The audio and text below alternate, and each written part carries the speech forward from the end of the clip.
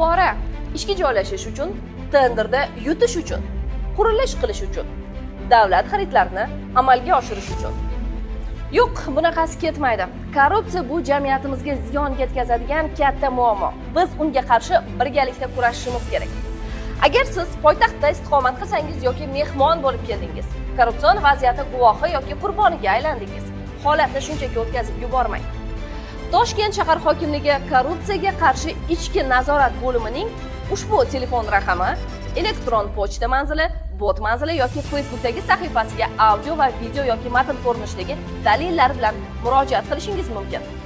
Darvoqe, murojaat yo'llagan fuqarolarning shaxsi sir tutilishi hamda o'zaro hamkorlikda ishlash kafolatlanadi va rag'batlantiriladi. Birgalikda korrupsiyani bartaraf etamiz.